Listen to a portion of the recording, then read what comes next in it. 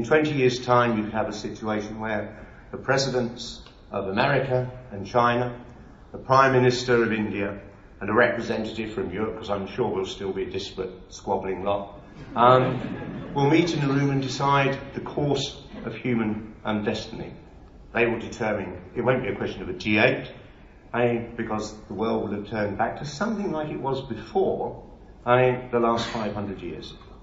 When Kennedy, Professor Kennedy, not John Kennedy, wrote his Rise and Fall of Great Powers about 15 years ago, he started it by saying, if an alien civilization had visited Earth 500 years ago and decided where to land to meet the leadership of the human race, it would not have been anywhere in Europe. It might have been in the area of Islam, it might have been somewhere on the Indian subcontinent, or most probably in China. At that stage, that was the balance of economic forces. And then slavery, the discovery of the New World, all of that has given 500 years in which Europe and America have dominated the whole world, organised it to their own convenience. That world is passing.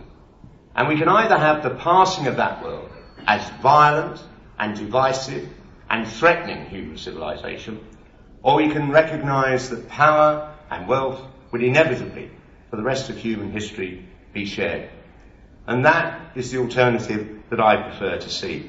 That as those new great economic powers emerge, we don't try and see a nexus around the White House and Wall Street and Washington trying to impose one culture on the rest of the world, because I think that is doomed to fail. We should actually allow a genuine global culture to emerge. Finally, I say this, because much of this debate is actually now underpinned not in the very academic terms of the Clash of Civilizations essay 15 years ago, but in the crude Islamophobia of the worst of the media, both here and in America.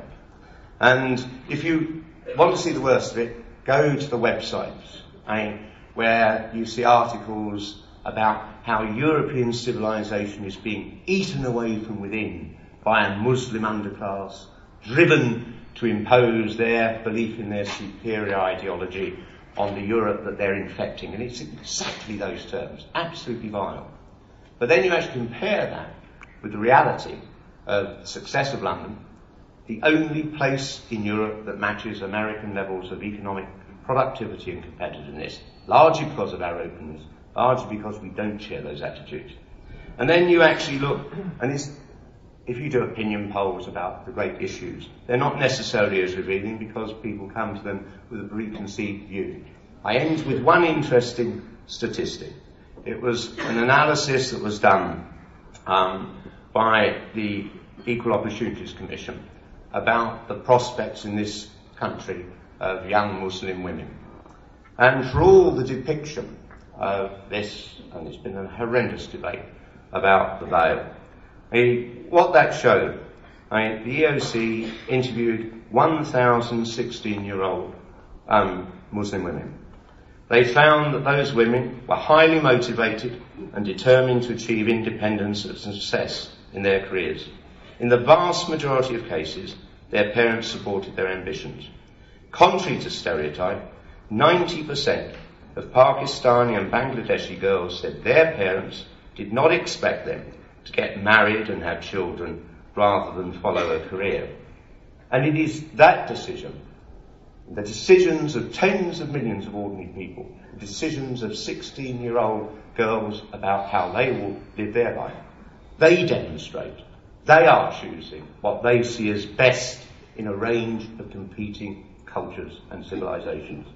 And if we respect their choices and celebrate that diversity, we can have a world that does not repeat the mistakes of the Cold War and divert its wealth and create a slaughter of competing civilizations, but create a genuine global one in which we make the clear distinction. Each individual matters. Each individual shall make their own choice. Thank you very much.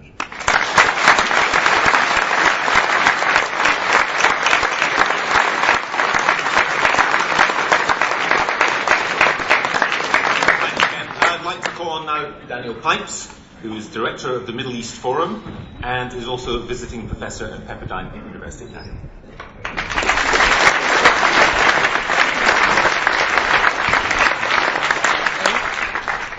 Thank you so much. I'd like to begin by thanking Mayor Livingston for his kind invitation to join you today.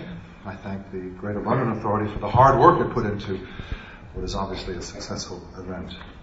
And I'm delighted by the interest that you, the audience, have shown. And I'm grateful to my supporters who have come actually from 4 different countries to be with me today. The mayor is an optimistic man. I'm generally invited when people want some gloom, and I will, true to form, provide some for you. Let me start by my position on the question of a world civilization or a clash of civilizations. 1, I am for a world civilization, and I reject the clash of civilization argument. 2, the problem is not so much a clash of civilizations, but a clash of civilization and barbarism. Now, I'd like to begin by looking at Samuelton Huntington's idea. He argued that cultural differences, back in his 1993 article, are paramount. Quote, the fundamental source of conflict will not be primarily ideological or primarily economic. The great divisions among humankind and the dominating source of conflict will be cultural. And in all he finds 7 or 8 such civilizations, namely Western, Confucian, Japanese, Islamic, Hindu, Slavic Orthodox, Latin American, and perhaps, he says, African. My response is that civilization is useful as a cultural concept, but not as a political one. There are 3 problems with seeing civilizations as actors in the way that Huntington suggests. First, it can't account for tensions within a single civilization. It can't account for agreement across civilizations, and it doesn't account for change over time. Let me give you 3 quick examples. And I'll take them from the area that I study, namely the Muslim world. First, it cannot account for Muslim-on-Muslim violence, of which there's a great deal, be it the civil war in Lebanon, the Iraq-Iran war, the Islamist insurgency in Algeria, the Sunnis versus Shias in Iraq at present, the near civil war in the Palestinian Authority, the Sudanese government against the people of Darfur. This cannot be accounted for in civilizational terms. Second, it ignores the agreement across civilizations, and I'd like to take a UK-based example of that, namely the edict of Ayatollah Khomeini in 1989 against Salman Rushdie, who at that time was living in London. It appeared, at first glance, to be a question of Muslims on one side and Westerners on the other. Muslims were burning the Satanic Verses novel, there was violence in India, and so forth. But a closer look showed that, in fact, it was quite something different. That it was far more complex. There were plenty of Westerners who were hostile to Rushdie and plenty of Muslims who supported him. Let me give you just a couple of quotes. The Foreign Secretary of Britain at that time, Sir Geoffrey Howe, said, the British government, the British people do not have any affection for Rushdie's book. On the other hand, the Egyptian Foreign Minister said Khomeini had no right to sentence Rushdie to death, and another Egyptian minister said, Khomeini is a dog. No, that is too good for him. He is a pig. Third point, Huntington, in his analysis, can't account for change over time, and I can best illustrate this by giving you a quote from his 1993 article. He said, the economic issues between the United States and Europe are no less serious than those between the United States and Japan. But they do not have the same political salience and emotional intensity because the differences between American culture and European culture are so much less than those between American civilization and Japanese civilization. Well, that was true enough in 1993, but it sounds pretty silly in 2007, when there are virtually no tensions between the United States and Japan, and I'm sure you're aware of the tensions between the United States and Europe. The vituperation is far more severe across the Atlantic than the Pacific. What Huntington did was to take an incident of the moment and turn it into something civilizational, and it didn't work. In short, the clash of civilization idea fails. It does not fit the facts. It is not a good way to understand the world. What about then a world civilization? Can it exist? If one defines it as Huntington does, as a culture, basically, no, it can't. As he puts it correctly, for the relevant future there will be no universal civilization, but instead a world of different civilizations, each of which will have to learn to coexist with the others. I don't think anyone would dispute that. But yes, there can be a world civilization if one defines it differently. Civilization can be the opposite of barbarism. And civilization, in this sense, has a long history. In the Bible, there's a passage, "And ye shall proclaim liberty throughout all the land unto the inhabitants thereof." In the Quran, "You are the best community ever raised among mankind. You advocate righteousness and forbid evil, and you believe in God." The American byword is the pursuit of happiness. The French is liberté, égalité, and fraternité. Winston Churchill, in 1898, writing about the Sudan, said that civilization is sympathetic, merciful, tolerant, ready to discuss or argue, eager to avoid violence, to submit to the law, to effect compromise. So the question is, can this state of being civilized, can it exist on a world level? It can, insofar as those who are civilized confront those who are not civilized. A world civilization consists of civilized elements in every culture banding together to protect ethics, liberty, and mutual respect. The real clash is between them and the barbarians. Now, what do I mean by barbarians? I do not mean people of a lower economic standard. What I mean by barbarians, I think all of us mean by barbarians in the past 2 centuries, which is ideological barbarians. This is what emerged in the French Revolution in the late 18th century. And the great examples of ideological barbarism are fascism and Marxist-Leninism. They, in their course of their histories, have killed tens of millions of people. But today it's a third totalitarian movement, a third barbarian movement, namely that of radical Islam. It is an extremist, utopian version of Islam. I'm not speaking of Islam, the religion. I'm speaking of a very unusual and modern reading of Islam. It has inflicted misery, as I mentioned Algeria and Darfur before. There's suicide terrorism, there are tyrannical and brutal governments, there's the oppression of women and non-Muslims. It threatens the whole world. Morocco, Turkey, Palestinian Authority, Egypt, Saudi Arabia, Iraq, Iran, Pakistan, you name it, Afghanistan, Indonesia, and not just the traditional Muslim world, but also Russia, France, Sweden, and I dare say the United Kingdom. The great question of our time is how to prevent this movement, akin to fascism and communism, from growing stronger. Now, I believe the mayor and I agree on the need to withstand this menace, but we disagree on the means of how to do it. He looks to multiculturalism, and I to winning the war. He wants everyone to get along. I want to defeat the terrible enemy.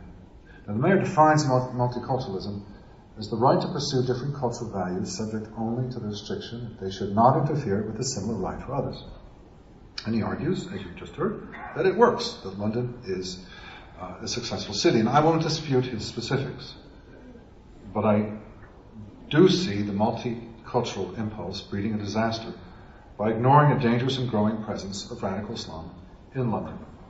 One evocative sign of this danger is that your city and your country have become a threat for the rest of the world.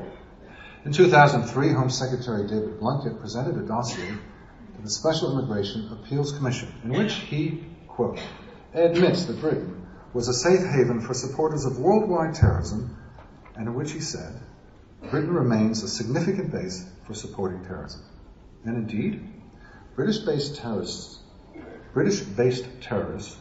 have carried out operations in at least 15 countries, going from east to west, roughly speaking, Pakistan, Afghanistan, Kenya, Tanzania, Saudi Arabia, Yemen, Iraq, Jordan, Israel, Algeria, Morocco, Russia, France, Spain, and the United States. To give you one example, from the United States, it was Richard Reed, the would-be shoe bomber, who I'm primarily thinking of, but there was also a role in 9/11. There was also a role in the Millennium Plot that did not take place in Los Angeles. In frustration, Egypt's President Hosni Mubarak publicly denounced the UK for, quote, protecting killers after the August 10th thwarted Heathrow airline mega plot of a few months ago.